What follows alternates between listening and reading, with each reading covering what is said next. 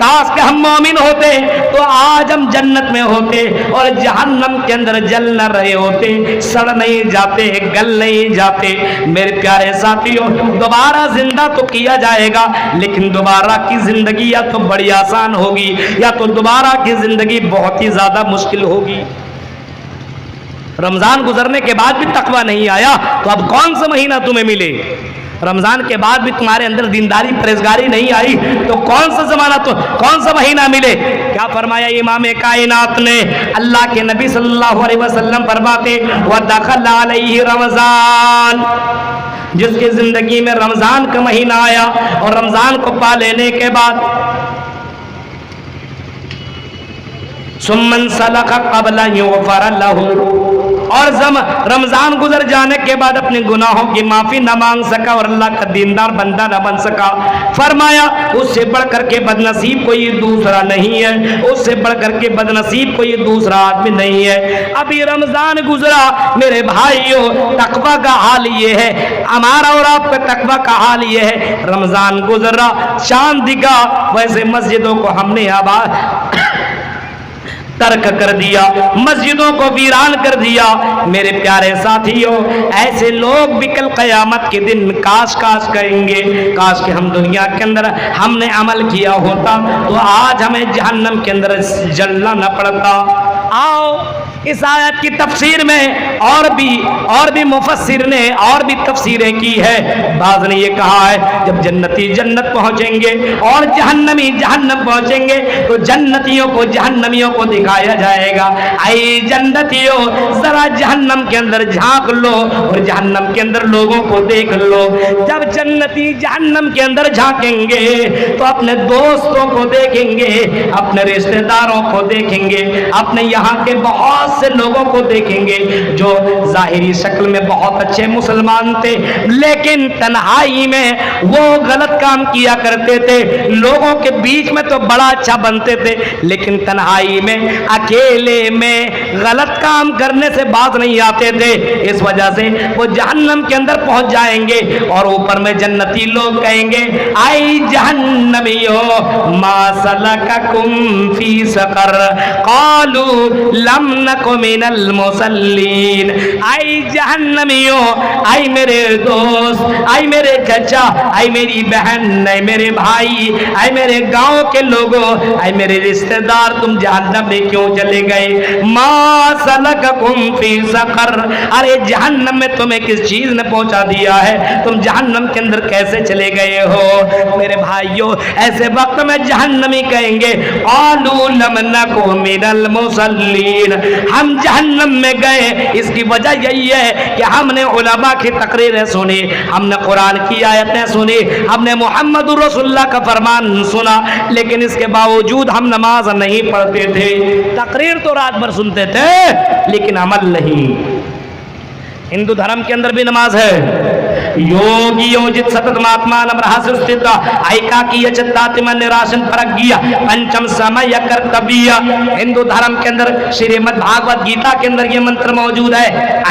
ऐका की यचतातिम निराशन प्रज्ञा योगी योजित सतत महात्मान रहस्यस्थित ऐका की यचतातिम निराशन प्रज्ञा। कृष्ण जी अर्जुन जी से कहते हैं हाय अर्जुन, नमाज की पाबंदी करते रहना, नमाज मत छोड़ना। हाय अर्जुन, नमाज की पाबंदी करते रहना, नमाज मत छोड़ना। नमाज छोड़ोगे तो अल्लाह तुमसे नाराज हो जाएगा। आई काकी यचत्तातिमा निराशन परगिया, और जब तुम नमाज पढ़ो इबादत करो तो इबादत इस तरीके से करो गोया कि तुम अल्लाह ताला को देख रहे हो। यही तो हदीस के अंदर है अल एहसानो अंता अबुदल्लाह कन्नका तराहु फइल्लम तकुन तरा फइन्नहु यराका।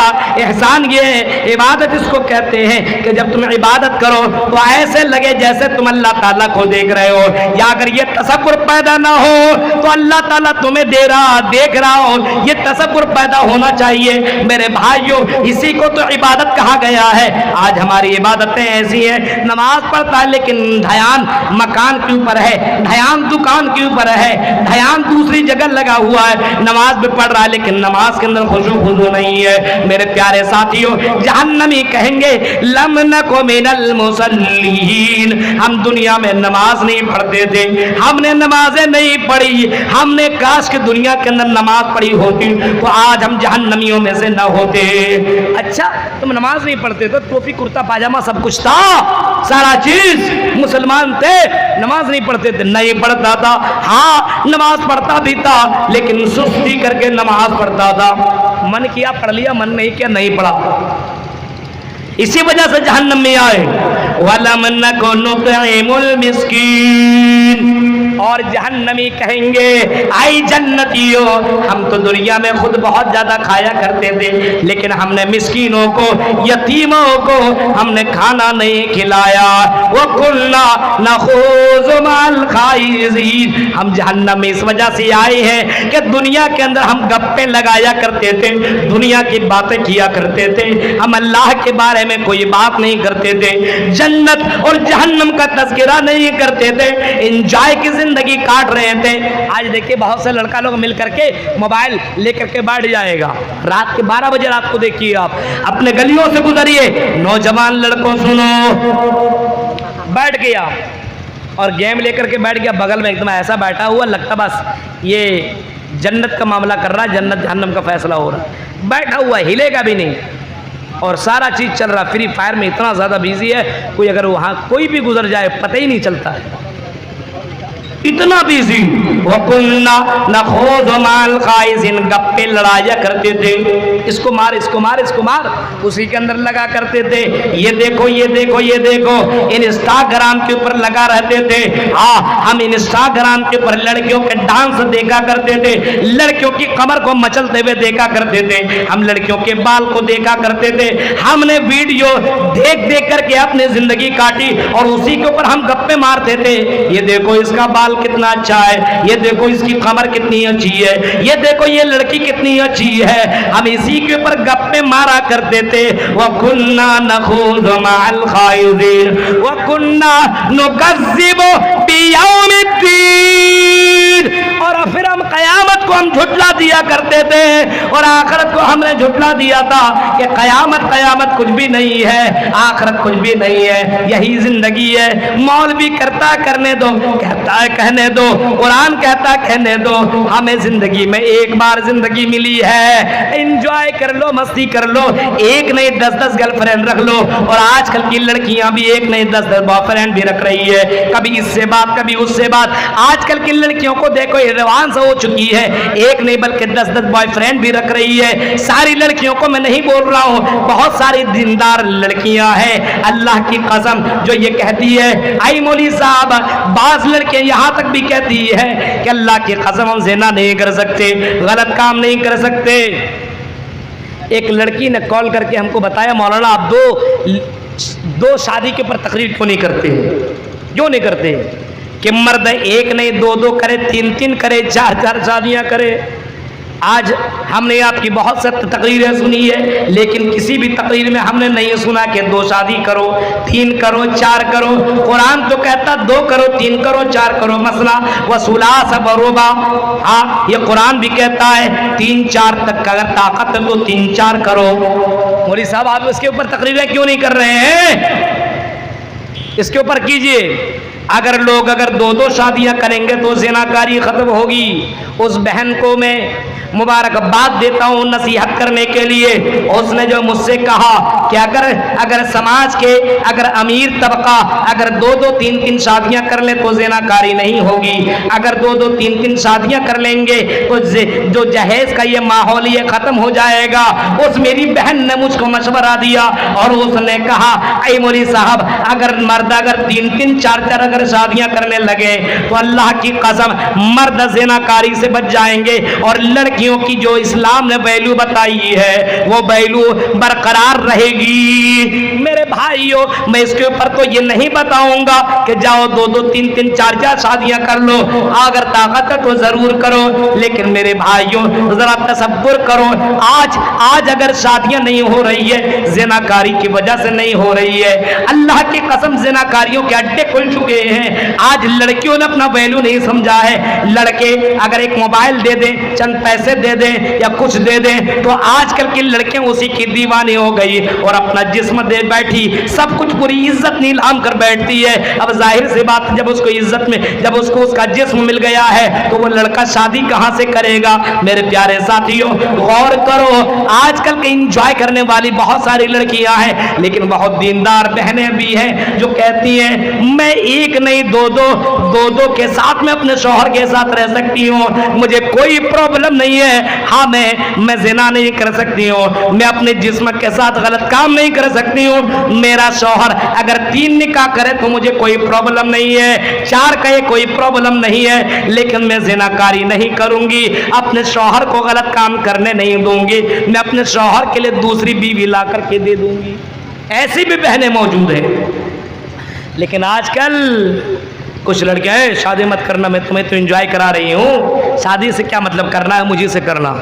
अजीब हाल है।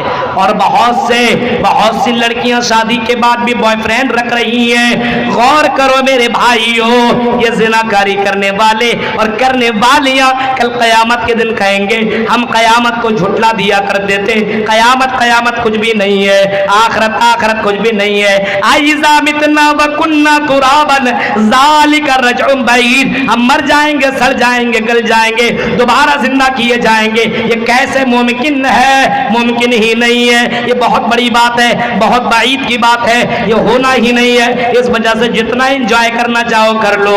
हत्ता अतानल यकीन, यहाँ तक कि मुझे मौत आ गई और मैं मर गया, काश कि हम दुनिया के अंदर ज़िनाकारी न करते, दुनिया के अंदर टाइम पास न करते, दुनिया के अंदर नमाज न छोड़ते, तो आज हम जहन्नम के अंदर न जाते। तो क़यामत के दिन इंसान काश काश काश कहेगा। ऐसे वक्त में कुरान ने नक्शा खींचा है, रुबमा यवद्दुल्लज़ीना कफ़रू लौ कानू मुस्लिमीन, वो कहेंगे काश कि हम दुनिया के अंदर मुसलमान होते तो हमें आज हमको जहन्नम के अंदर जाना न पड़ता और जहन्नम के अज़ाब का सामना न करना पड़ता। ये 1.25 घंटे 1.5 घंटे की तकरीर जो मैंने आपके सामने रखी है, अब मुझे निकलना है बहुत दूर। आपको मालूम है 300-350 किलोमीटर सफ़र करके मैं बाई कार आया हूँ और फिर मुझे जाना है बाई कार और मुझे बहुत काम है मेरे भाइयों। आपको मालूम है ड्यूटी करता हूँ, मुझे जाना पड़ेगा। इस वजह से अब इससे ज़्यादा मुझे उम्मीद थी कि भाई 1-1:30 बजे तक तकरीर ख़त्म हो जाएगी, पूरी रात भर तकरीर कराना मुनासिब नहीं है। हम उलमा का भी ख्याल कीजिए भाई, हमारा भी ख्याल कीजिए, हम भी कोई रोबोट नहीं है जब चाहिए उठा करके बैठा दीजिए, ऐसा नहीं होता है। आदमी को ऐसे वक्त में तकरीर दीजिए जब एनर्जी बाकी रहे, जब अकल काम करे। ऐसे वक्त में तकरीर कराते जब आदमी सो करके सोया हुआ है, उठा चलिए चलिए और फौरन 2 बजे रात को खड़ा कर दिया। मेरे भाइयों बहरकैफ अल्लाह तबारक व तआला का फजल करम है और उसी का शुक्र अदा करता हूँ कि उसी अल्लाह के फजल करम से रात के 2 बजे 3 बजे भी हम लोगों को खड़ा किया जाता है और हम लोग एक मौजू के ऊपर तकरीरें करते हैं। अल्लाह का शुक्र, ये अल्लाह बुलवाता है, अपनी कोई इसके अंदर कोई कमाल नहीं है। वो तो इज़्ज़ु मन तशा व तो ज़िल्ल मन तशा, ये सारी इज्जत तो जिल्लत का मालिक अल्लाह ताला है। मेरे प्यारे साथियों, ये चंद बातें थी जो मैंने आपके सामने रखी है। और परवाज़ फाउंडेशन, परवाज़